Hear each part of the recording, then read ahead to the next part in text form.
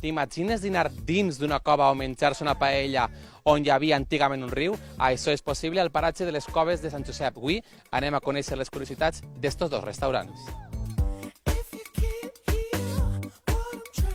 Este restaurante se descubre por unas casualidades que tiene la vida a través de que el dueño es un auténtico cazador que tenía perros y vio que se filtraban por dentro de la montaña, y cuando fueron a buscarlos en el año 75 pues vieron que estaba todo hueco y descubrieron que sacando toda la tierra podían convertirlo en un espacio muy natural y muy agradable.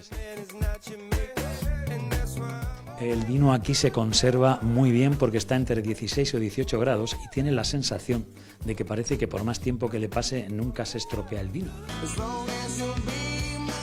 En este restaurant nosaltres estem 4 anys, però així n'hi ha activitat des de primers dels anys 70, que vas començar sent una discoteca. Com és treballar en una cova? Bueno, jo la veritat és que estic acostumat, porto quasi 30 anys treballant dins d'una cova.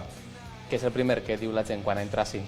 Bé, pregunten si és de cartró, si la pedra és de veritat, si ho han picat nosaltres, si ja estava, bueno, les preguntes habituals, si ha de caure també.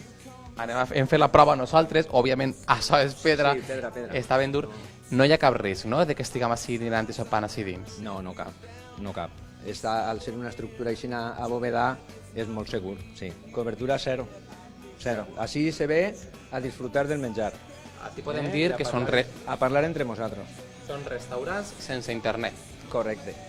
Moltes vegades fan alguna foto o alguna cosa i volen enviar-la als amics i si se'n fora l'envien i tornen a entrar, lògicament. També és curiós, Javi, que així dins, igual que siga la tardor, que siga estiu i hivern, que sempre fa la mateixa temperatura, no? Sí, ahí estem en 3-4 graus de variació, però mentre està l'establiment buit, la temperatura és la mateixa, 21, 22, 24, però una temperatura molt agradable. Javi, en la foto veiem en els braços de la teva germana. Quin any era i què s'estava celebrant així? Pues això era l'any 72, perquè en la foto tinc un anyet, és dir que era el 72 fijo. Això era la inauguració de la cafeteria Sant Josep, que va ser la primera cafeteria que se va obrir així en el paratge.